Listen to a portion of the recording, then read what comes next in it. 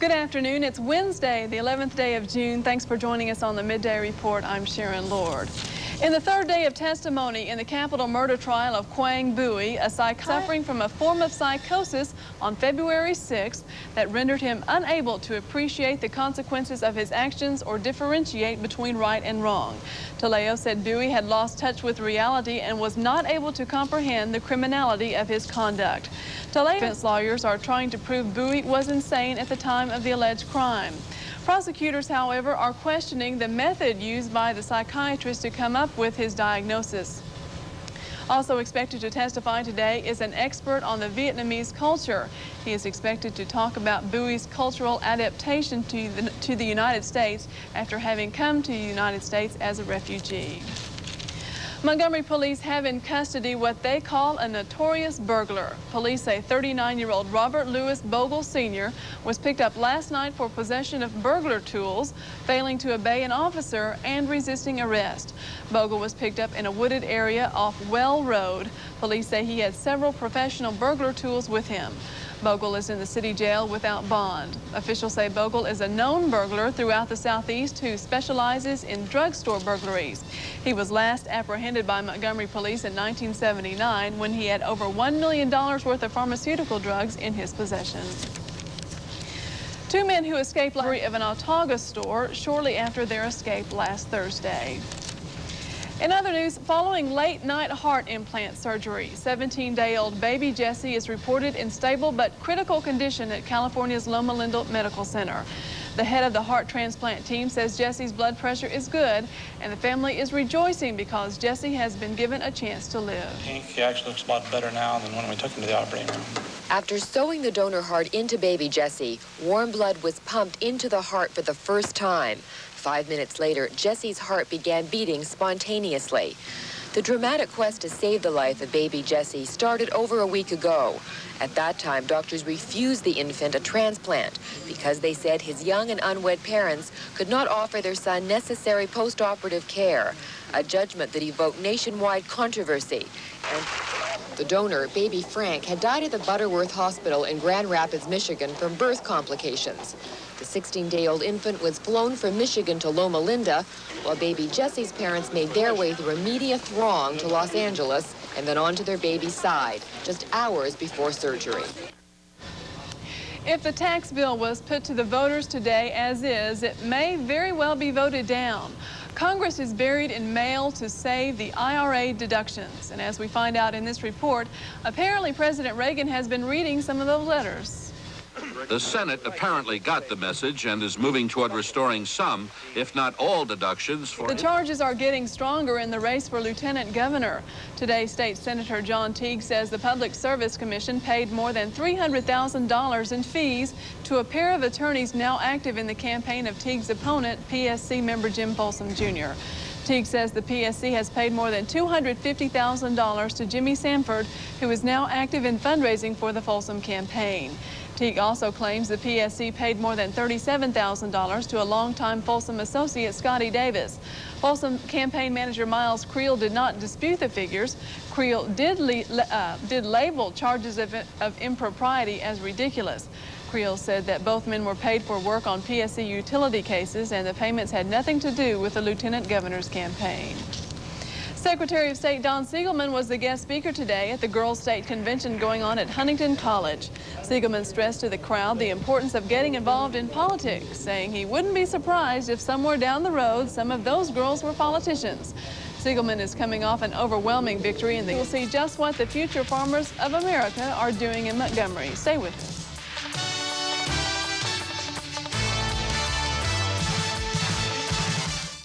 The future farmers of America say there's a brighter day ahead. The FFA is holding its state convention in Montgomery this week. Beverly Jones has more. About 1,500 students from across the state are in Montgomery for the convention, and most of them are looking forward to a future in agriculture despite the problems in the business right now. Going across the nation this year, the students that I found involved in agriculture are the ones who are very optimistic about agriculture. They come from a farming background, and they understand how tough agriculture is, and they understand the hardships of agriculture, but they don't let it get them down. Without the food, we can't live. Somebody's got a farm. FFA is an educational program, and It helps a lot of students throughout the United States to gain more knowledge of what farming is all about. During the three-day convention, students will compete in various agricultural contests, public speaking, and entertainment contests. FFA officials say more and more students are joining the organization. Alabama has the third largest member. Our co-workers was late for an appointment this morning. They may have had a very good reason. The Chamber of Commerce's quarterly 60 Minutes coffee was this morning. Auburn University at Montgomery hosted the event, which helps local business representatives swap ideas and find out what is shaping up in the capital city. It's an opportunity for business people to get together and to meet and to exchange comments and find out about new things that are happening and see folks they haven't seen in a long time. The 60 Minutes coffee rotates its location to various businesses each time it is held. Selma's historic Water Avenue may soon be rid of the hole in the ground. The hole was left when the Crossing restaurant burned 2 years ago.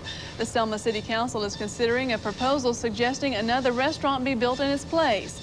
The structure in mind is a restaurant in the shape of a riverboat. One of the most historical things you can possibly find is a riverboat, and Selma was always a riverboat town. Riverboats traverse the river. It should be completed in about 9 months.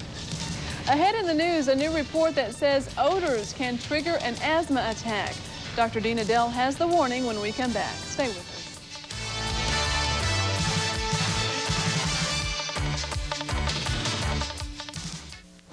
If you suffer from asthma and wonder why you get it even when pollen isn't in the air, then today maybe Dr. Dina Dell can shed some light on your problem. He says asthma can be caused by simple everyday odors. To an asthmatic, The NBA fined Sampson $5,000 for his role in the fight with the Boston Celtics Wednesday night. In all, 16 players from both clubs were hit with fines for their role in the battle. Little Bo Peep may have lost her sheep, but Auburn's Bo seems to have lost his direction. The Heisman Trophy winner Bo Jackson said yesterday he still can't decide whether to take a pro. Long story short, I'm lost. The former Auburn running back and outfielder says that if it could be worked out, he'd play professionally in both sports. The 1986 College World Series is now over. Arizona has warmly welcomed players, coaches, visiting fans, and news people. Now, the NCAA has in effect abolished the College World Series. Beginning in 1988, the 8-team double elimination championship will switch to a single elimination Final Four. The NCAA wants a major network big money TV contract. They also want a much larger stadium. How you can play golf cheap and help a good cause all at the same time. Stay with us.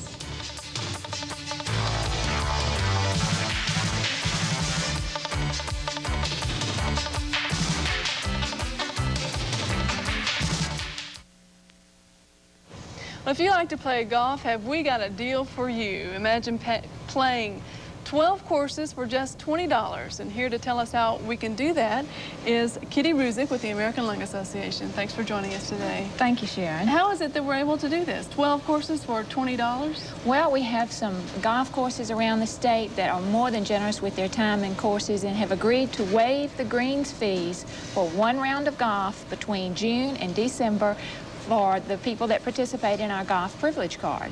Now, this is for the American Lung Association, is that? Yes, it's a fundraiser for the Lung Association, and for $20, people will buy the card and enables them to play 12 different courses through Central and South Alabama, 3 in Florida. Have you had this before? Has this been a fundraiser before? Well, North Alabama had it last year, and they raised close to $8,000. The idea started in Florida, and they, since 1981, have raised over $500,000. So we thought we have just started promoting it, and so far we've had lots of inquiries, and we have had. Now, isn't that right? The green specifically, we have Oak Hollow Country Club, we have Alpine Bay, which is a little south of Birmingham, Stillwaters Resort, and we have Olympia Spa, which is in Dothan. Now, a lot of people are familiar with that course also. Now, if someone is interested in this or has a husband or a wife that's interested in this, who do they call? Well, they can call the American Lung Association office here in Montgomery. Only rule, but that is not included on the card. But we are emphasizing, you know, it's a really unique thing to give for a Father's Day present, and then a couple can take it and go out and play, and really the only expense would be the golf rental. So all you have to do is take your card out? Take your card, and they will punch it each time you play that particular golf course. Now, where is the money directly going to go from these? That's the good part. That's where the American Lung Association benefits. And we'll use it towards our program of smoking cessation, which we have a smoking clinic starting, since you pulled my bell, June 19th. And then also we have school health programs, and the money goes to research. How much, do y'all have other fundraisers during the year? How much, are you planning to make this a yearly thing? We hope to do this on a yearly basis. Our major fundraising drive is the Christmas Seal campaign, which you are familiar with, the seals that come out each year before Christmas. But the cost of mailing and the naming and all, it's gotten very expensive, so we've had to go to outside fundraising sources. And this is a very unique, I think, fundraiser, and the cost to raise $1 on this is extremely low. And the money is definitely needed, right? Definitely needed. Okay, one more time, if someone is interested, where can they call? Where can they get one of these golf carts? They can call or come by the American. Taking one last look at the weather forecast, today should be partly sunny with a 30% chance of rain, the high in the lower 90s. Tonight should be partly cloudy with a slight chance of thunder showers, a low in the lower 70s. Tomorrow, partly sunny skies, a 30% chance of rain, the high around 93 degrees. Well, that's all we have for you right now. Thanks for joining us. Please tune in again this evening for Action 8 News at 5:30. We'll see you tomorrow.